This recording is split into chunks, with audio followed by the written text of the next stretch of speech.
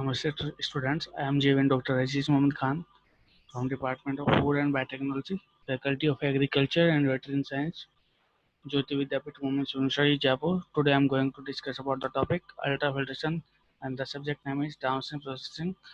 And the ultrafiltration is the technique which is used for the separation of very small particles. As the name indicates, ultra means very high level of filtration in membrane filtration process.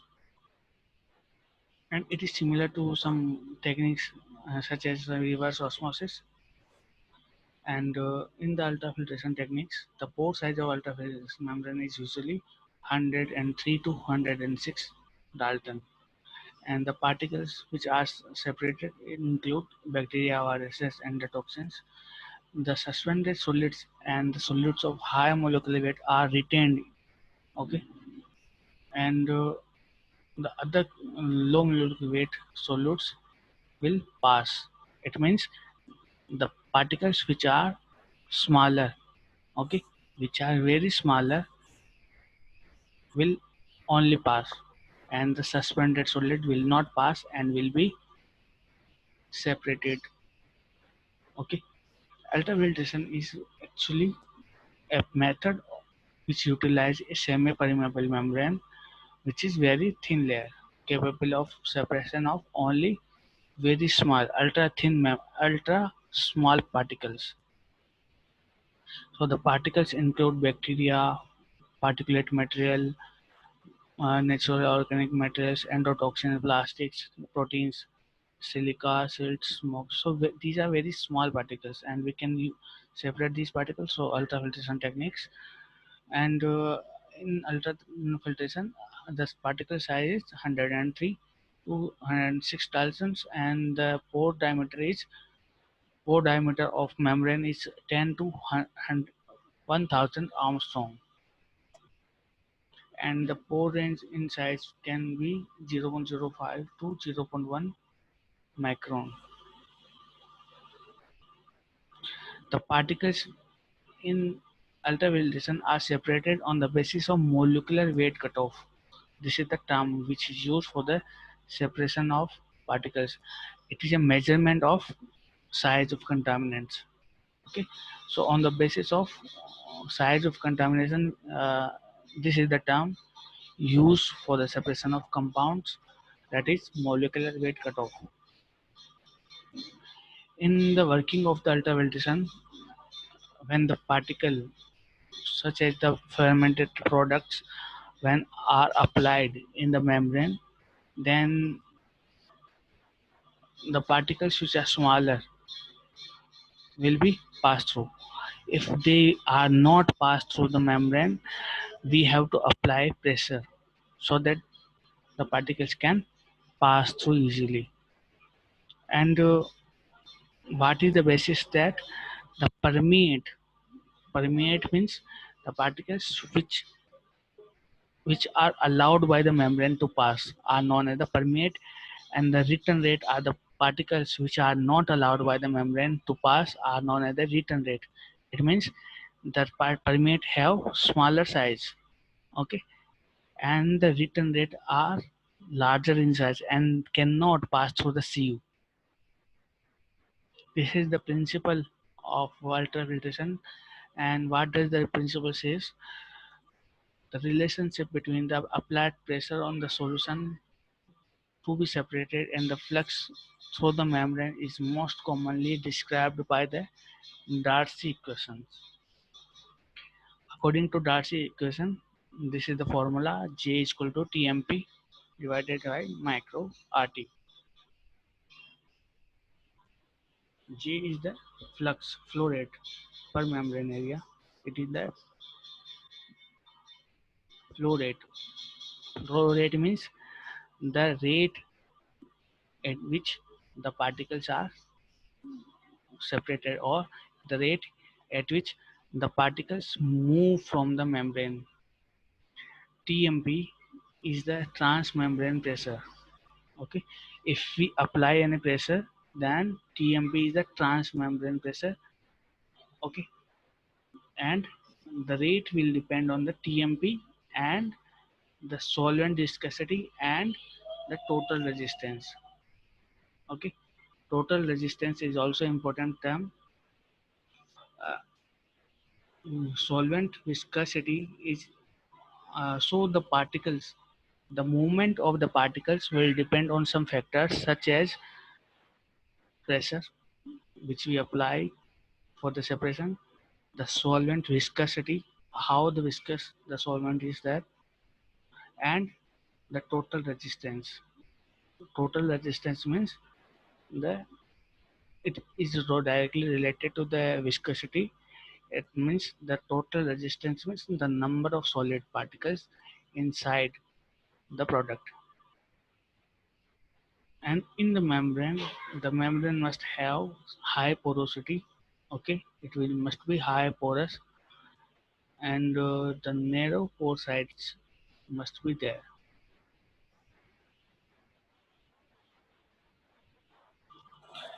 Polymers which are used in the ultrafiltration include cellulosic acetate, acetone, cellulose triacetate, polyvinyl alcohol, polysulfone, polyamide, porous carbon, and polyethylene sulfone.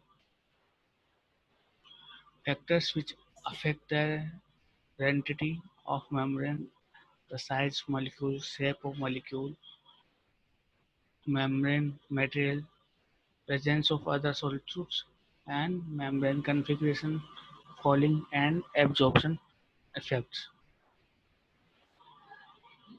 So the first important thing is that pore size. We have already discussed about the pore size in the earlier slides. That the pore size have important role. The membrane pore size have important role for the separation of the compounds, for the separation of the product. If so, for example, if the pore size is between the range of 0.1 to 0.2, suppose it is 0.02 micron, then the particles which are smaller than 0.02 micron will move from the membrane, and the particles which are larger than 0.02, it means uh, suppose that a particle which size is 0.021. Okay, if the size 0.021, it will not move. But if the size of the bacteria is 0.0999, then it will move from the membrane. What is the membrane fouling? Membrane fouling is a important term. It means we in this formula,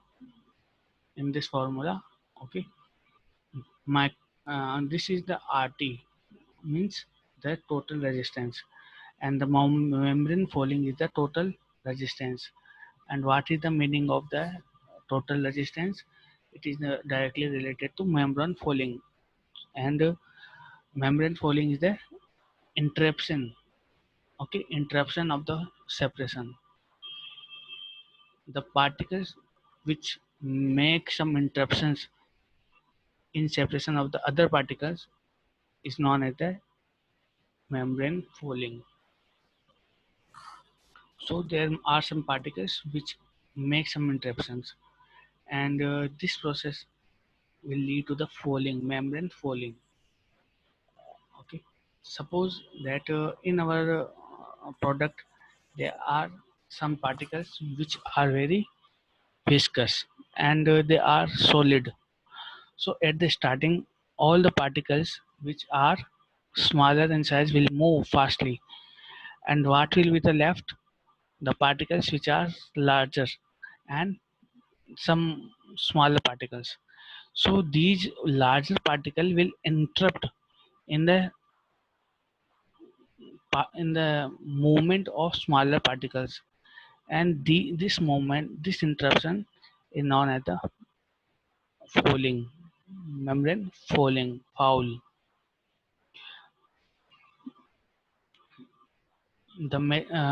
Over time the filtrate will accumulate. Okay, the filtrate will accumulate on the membrane when the particles will be moved, and the clog coagulation will be formed at the pores. Mm, it reduces the membrane effectivity and efficiency, and this reduces the effective transmembrane pressure of the system, and therefore reduce the membrane permeation rate. The method that can be developed to reduce the continuous operation. So this is the membrane falling. There are some particles. Okay, this is the feed. Okay, this is the total feed. Okay, and it is a membrane. So when the particles, okay, when the product is applied on the membrane, then these are the particles which need to be separated. Okay, the small particles will must be separated and will must move through the membrane. Okay, but but when larger particle will interrupt these smaller particles, then these smaller particles cannot move through the membrane. This is the diagram which can indicate the membrane falling. This is the membrane. Okay, if the larger particles will interrupt the way of the membrane, okay, then these smaller particles cannot move. Okay, it is just like a water piping system in which the when a larger stone will be there, then this that larger stone will not allow the water to move. Okay, so this larger particle will not allow the smaller particles to move from the membrane. Okay, so this is known as the fouling. And this is the cake. Okay, this is the red and this green color indicate the cake formation of the larger particles. This red color indicate the adsorption of the smaller particles, that these smaller particles are willing to move from the membrane.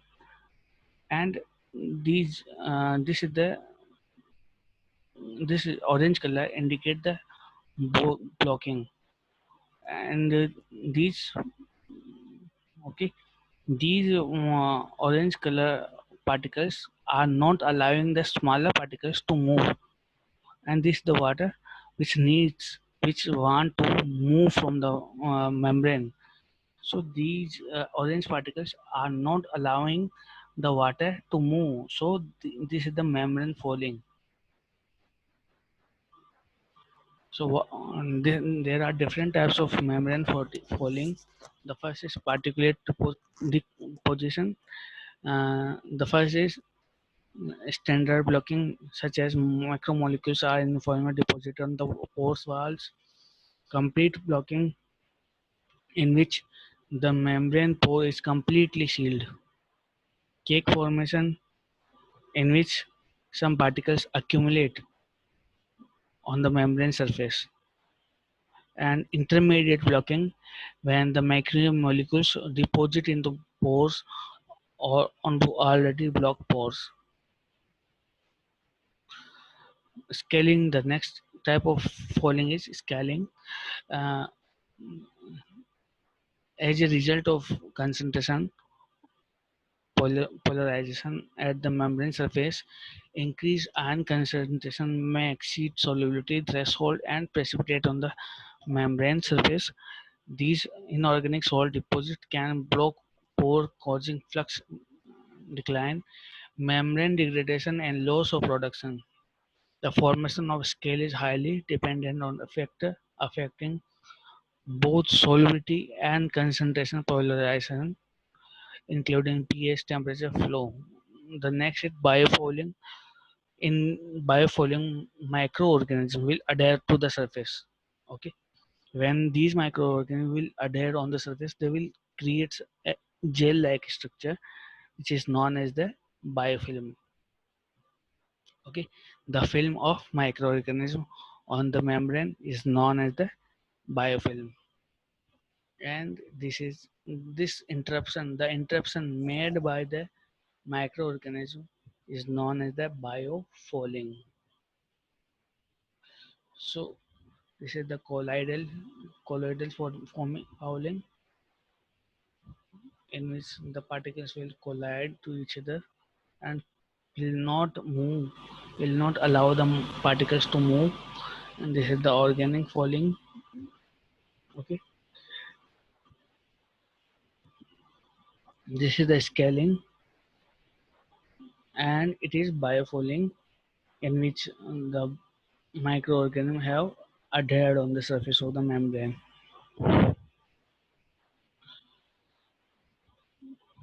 This biofouling can be treated using some other techniques. There are also some ways for the treatment of this biofouling. What are the ways? We can change the pH of the membrane so that these particles move, can can move, can help in the movement. We can raise the temperature, okay, and we can change the pH, and we can add some solvents, okay, so that these particles can move.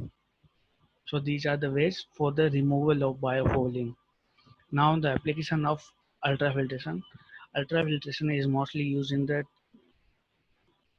downstream. We are actually using ultrafiltration in downstream processing, but there are some other uh, applications of ultrafiltration. The first is treatment, in which the processed water, drinking water, and wastewater are treated. In ultrafiltration is also used in the biotechnical applications such as removal of microbial cells, recovery of enzymes, cell washing, and product purification.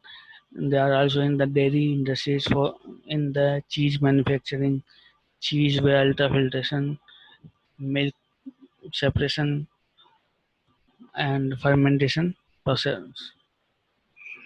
Uh, in animal product industry, ultrafiltration is used for the production of red meat, gelatin recovery in egg, poultry, and fish industry. There also have some other applications such as filtration of effluent from paper pulp mill, removal of pathogens, fruit juice concentration, dialysis, alcoholic beverage production, and their treatment for the removal of some contaminants, removal of contaminants from vegetable oil, sugar industry. So these are the applications of ultrafiltration techniques. And in the upcoming lecture, we will discuss some more techniques of the membrane. Thank you very much.